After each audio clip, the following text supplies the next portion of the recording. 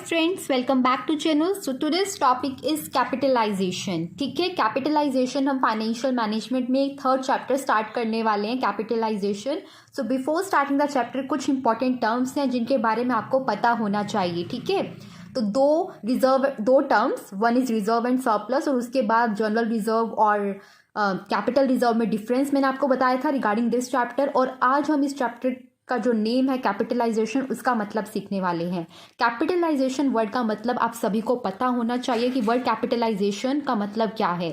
Capitalisation का मतलब है सम total of all the long term securities. Main जो पॉइंट है जो आपको कंसीडर करना है यहाँ पर वो क्या है, लॉन्ग टर्म सिक्योरिटीज, कि it is the sum total of all the long term securities जो एक कंपनी इशू करती है लॉन्ग टर्म फंड्स को प्रोक्योर करने के लिए। लॉन्ग टर्म का मतलब आई होप सो आपको पता है सबको। लॉन्ग टर्म मतलब लंबे समय के लिए, लंबे समय के लिए जिन फंड्स को इकट्ठा करने के लिए कंपनी सिक्योरिटीज को इशू करती है, like share capital and debentures, bonds, या फिर जो लॉन्ग टर्म लोन्स लेती है बैंक से या डिफरेंट फाइनेंशियल इंस्टीट्यूशन से, वो सब हमारे कैपिटलाइजेशन में आएंगे।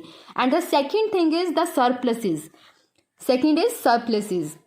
What is the meaning of surplus? Reserve and surplus में मैंने आपको बताया था। और surplus is not meant for distribution among the share holders. Surpluses होते ही वही है कि वो प्रॉफिट्स जो कंपनी ने डिसाइड किया है कि शेयर होल्डर्स के अमंग डिस्ट्रीब्यूट नहीं करेंगे और अलग से साइड में रखे जाते हैं for the reserve, as a reserve, ताकि उन्हें फ्यूचर में अगर कोई रिक्वायरमेंट एकदम से आ जाए वहां पर उन्हें यूज किया जा सके। ठीक है, तो सरप्लस वर्ड का थोड़ा डिटेल मीनिंग जानना चाहते हो तो प्रीवियस वीडियोस देख सकते हो। वैसे सरप्लस का मतलब क्या होता है, the profit which is with the company and not distributed among the share holders, और कंपनी ने अपने पास रख लिया है फ्यूचर अनसीन सर्कमस्टांसेस को फेस करने के लिए। ठीक है, तो ये था कैपिटलाइजेशन का मतलब। इसमें मेन इंपॉर्टेंट जो बात ध्यान में रखनी है वो ये कि दो चीजें इसमें आएंगी, पहली लॉन्ग टर्म सिक्योरिटीज और दूसरे सरप्लसेस। लॉन्ग टर्म सिक्योरिटीज जो कंपनी ने इशू की हैं for the purpose of raising long term funds, और दूसरे कंपनी के सरप्लसेस। ठीक है, लॉन्ग टर्म सिक्योरिटीज हमारी जो है कुछ भी हो सकती हैं, जैसे मैंने आपको बताया it can be a share capital. Shares भी हमारे पास दो तरह के होते हैं, equity and preference. The difference between two, ये भी मैंने आपको बता रखा है। अगर दोनों के बीच में डिफरेंस जानना चाहते हो उसके रिगार्डिंग में एक वीडियो ऑलरेडी अपलोडेड है, और बहुत पहले मैंने आपको वो अपलोड कर दी थी चैनल पर, और आपके पास वो अवेलेबल है। You can watch that video and will also give the link in the description box. मैं डिस्क्रिप्शन बॉक्स में भी लिंक प्रोवाइड कर दूंगी। दूसरा डिबेंचर्स और बॉन्ड्स हो सकते हैं। What are debentures, what are bonds, what is the difference between these two terms, ये भी चैनल पर अलग से वीडियो है। अगर आपको देखना है तो आप उसको रेफर कर सकते हो, इसका लिंक भी आई विल गिव।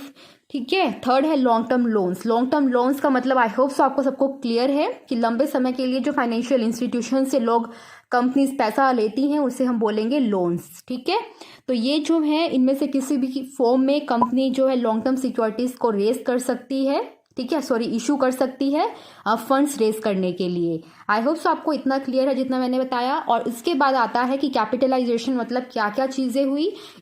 अगर हम थोड़ा सा समराइज करना चाहें तो कैपिटलाइजेशन में क्या क्या चीजें रही। First is share capital, that can be in the form of preference share capital और equity share capital. The second one is reserve and surplus. इसका मतलब मैंने आपको बता दिया है कि अलग से जो पैसा निकाल कर रखा जाता है कंपनी के द्वारा फ्यूचर में यूज करने के लिए, अनसीन सर्कमस्टांसेस को फेस करने के लिए, उसे रिजर्व एंड सरप्लस बोलेंगे।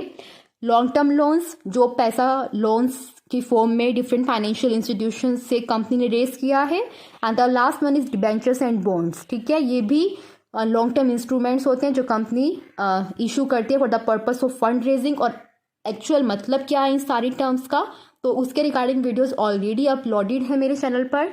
अगर आपको नहीं मिलती हैं तो आपके कन्वीनियंस के लिए I will mention the link also in the description box.